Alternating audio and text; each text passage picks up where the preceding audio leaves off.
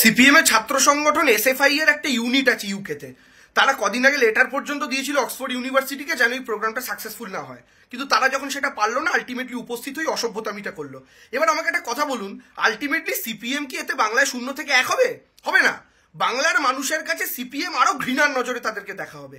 এবং আমি বলছি, এই ঘটনা চলাকালীন মমতা বন্দ্যোপাধ্যায় যেভাবে হাসি মুখে একের পর এক জুতো এই সিপিএম এর উচ্চিংড়েগুলোর মুখে মারলেন, হাসি মুখে, এই জুতোগুলো আসলে সিপিএম এর এই লন্ডনের উচ্চিংড়েগুলোর মুখে পড়েনি, তাদের বাংলার এক একটা নেতার গালে পড়েছে।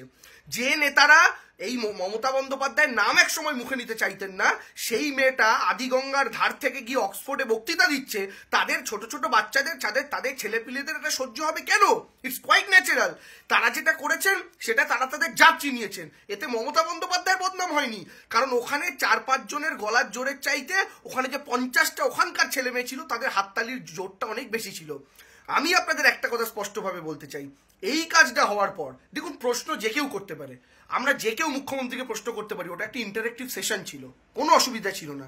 কিন্তু প্রশ্ন আর কলতলার ঝগড়া করা, আর একজন মুখ্যমন্ত্রীর সাথে যিনি বাংলার রিপ্রেজেন্টেটিভ, তিনি তো কোনো পার্টির রিপ্রেজেন্টেটিভ ছিলেন না, তার সঙ্গে এভাবে মুখে মুখে তর্ক করা এবং এইভাবে ইনসাল্ট করা, মিথ্যে বলছেন আপনি, এই সমস্ত কথাবার্তা বলা, এগুলো আলটিমেটলি ওরা ভেবেছিল তৃণমূল নেত্রী মমতা বন্দ্যোপাধ্যায়ের ইমেজকে আমরা ক্ষতিগ্রস্ত করতে পারবো, কিন্তু ওরা ভুলে গেছিল মমতা বন্দ্যোপাধ্যায় সেখানে তৃণমূল নেত্রী হিসেবে যাননি, বাংলার রিপ্রেজেন্টেটিভ, ভারতের রিপ্রেজেন্টেটিভ হয়ে গেছেন।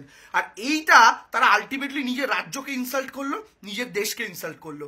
এই একই কাজ ভারতীয় জনতা পার্টি করেছিল 21 বিধানসভা নির্বাচনের আগে বাংলায় নেতাজির জন্মদিন উপলক্ষে ভিক্টোরিয়ায়। নরেন্দ্র মোদী স্টেজে উপস্থিত ছিলেন, সেই সরকারি মঞ্চে, নেতাজির মঞ্চে রাজনৈতিক স্লোগান তুলে ওই স্টেজকে অপবিত্র করেছিল। আজকে সিপিএম একই কাজ করলো, এবং আমি আপনাদের দায়িত্ব নিয়ে বলছি, বাংলার মানুষ সুদে আসলের জবাব দেবে।